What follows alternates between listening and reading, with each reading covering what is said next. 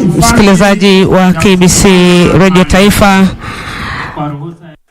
niombe viongozi wabaki wametulia kwenye jukwaa rasmi ili niweze kutangaza itifaki ya kuondoka. Niwaombe pia wananchi, tafadhali kwa heshima tusalie mahala tulipo hadi viongozi wetu watakapoondoka. Niombe kutangaza kuondoka uwanjani kwa Rais wa Jamhuri ya Kenya Daktari William Samoei Ruto akiandamana pamoja naye mama wa taifa, wakisindikishwa na mkuu wa majeshi ya ulinzi Jenerali Charles Kahariri.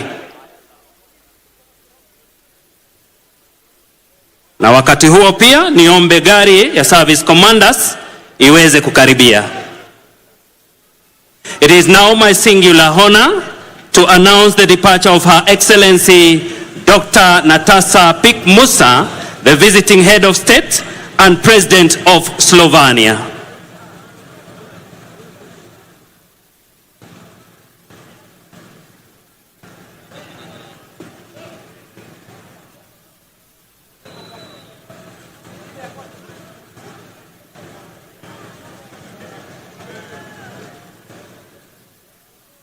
Nafasi hii ataondoka naibu rais Profesa Kithure Kindiki akiandamana pamoja naye Daktari Joyce Kindiki.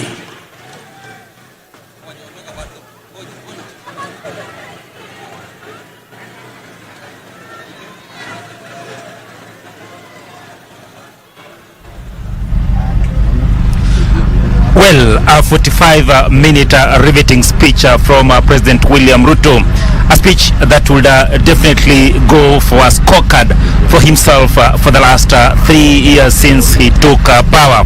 And of course a speech that has touched on various sectors of the economy, but key among them is highlighting the successes that he's actually achieved, or his administration has achieved over the years. President William Ruto, of course, citing the fact that this country has never been short of well thought out policies that will transform the lives of Kenyans. But what has been lacking has been the fact that those that have been in administration in successive years have lacked that courage, that boldness, that ability to transform those well thought ideas from paper into actualities. And that, he says, is what he's actually been doing for in the last 3 years.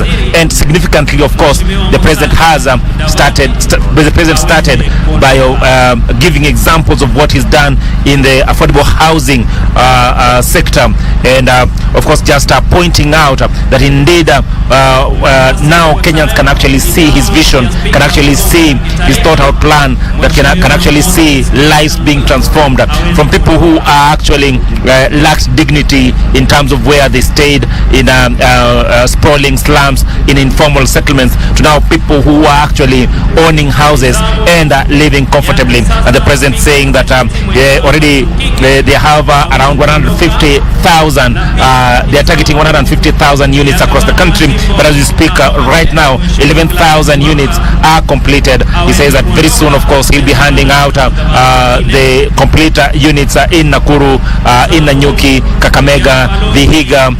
Of course, he's done so already in Kisumu and in Nairobi. The president has also touched on the successes that have actually been achieved in the health sector, pointing out the success of SHA. Remember that over since the launch of the SHA, since the launch of SHA, there have been murmurs here and there over the functionality of that platform. But the president says that as days have gone by, the system has become more efficient, and more Kenyans, millions of Kenyans, have actually benefited from that platform. Also saying that at least 50,000 people enroll in that platform each day of course, an indication of exactly how successful that platform is turning out to be. The president has also cited the successes that is actually achieved in the education sector, the recruitment of teachers, 76,000 teachers, the very first time that has actually happened in the country since independence. And he says that he will be recruiting 26,000 more teachers in the coming days. But more importantly, he says that in the next phase of this project in the education sector will be the enhancement of the infrastructure across infrastructure in the education sector across the country. But also he says that some of the projects that have actually implemented in the sector in terms of the funding model has ensured that indeed kids who come from poor backgrounds can actually have their school fees paid.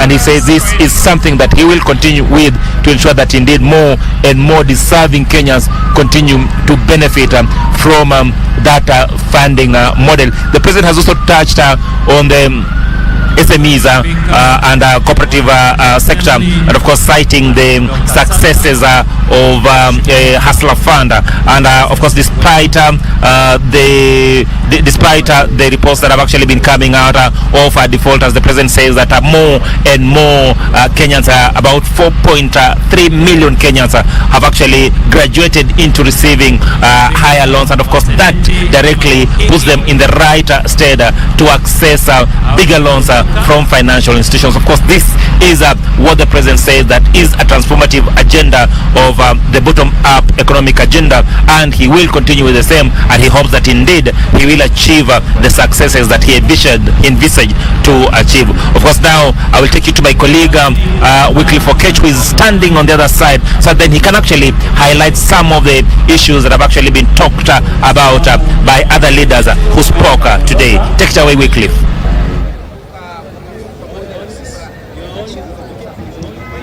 Well, very much thank you for keeping it to Channel 1.